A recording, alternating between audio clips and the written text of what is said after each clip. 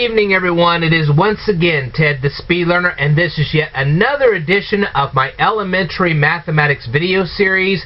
This particular video is going to be addressed to Maggie Corlett, and that's because you uploaded a video entitled New York Common Core 3rd Grade Math Module 2 Lesson 20. Let me read that to you again. That's how long of a title this is. New York Common Core 3rd Grade Math Module 2 Lesson 20. First and foremost, when I watched this video, I saw that you were using an Apple PowerPoint presentation. I absolutely despise Apple products, period. And I'm going to leave a hyperlink in the description below of a video that I created quite a long time ago that will tell you the exact reason why I dislike Apple products. Allow me to introduce to you a radical concept. I know back in my day we had these things called chalkboards. Well, they've kind of gone the way of the dodo, so they've been replaced by something called a dry erase board. See this? Hang on just a second. Anyway, you see this dry erase board right here? We're going to use this. It's going to be much faster than your Apple PowerPoint presentation. I guarantee it. Anyway, so what was the math problem that you presented at the beginning of your video? Well, let's get into this. The math problem was this: 362. This is called a minuend. That's the first number in a subtraction problem.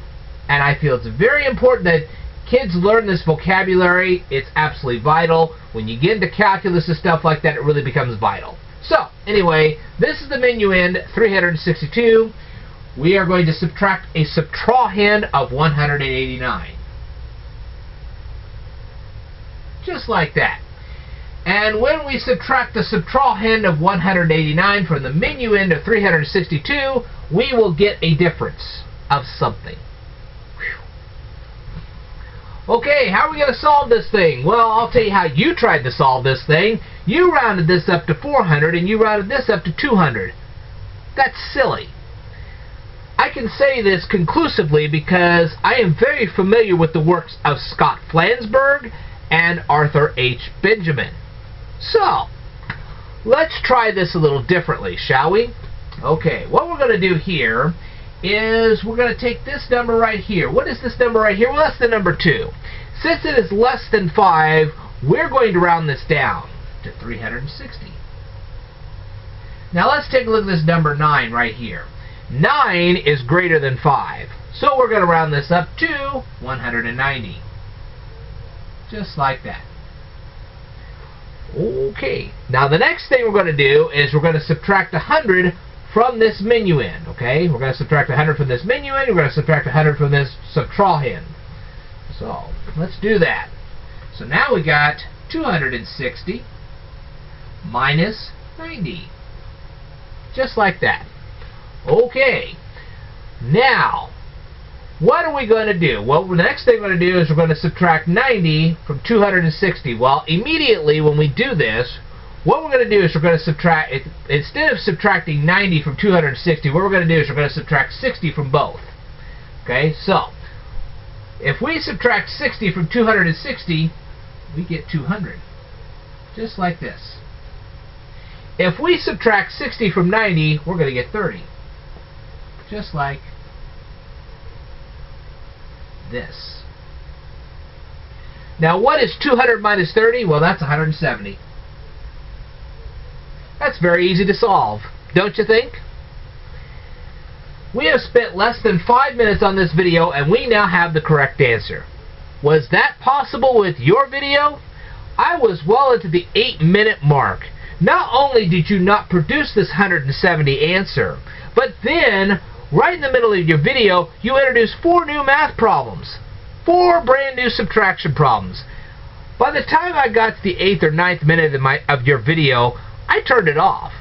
I was like, this is absolute nonsense. I have no idea what she's doing at this point. I was just scratching my head like, man, what are you doing?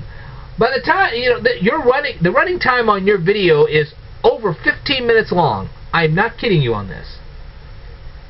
It took you over 15 minutes to solve a simple math problem like this. the time you do all that in real life, the apocalypse will come, asteroids will hit Earth. I don't care that you have a master's in teaching. I'm a level 1 data processor, so I'm now going to grade you. And you know what my grade is? F. You get an F. And that's all I've got to say. Obviously, I found a much easier way to solve your math problem, a much quicker way to solve your math problem. There is no way you could justify what you did. So I give you and Common Core a solid F, and this is the reason why.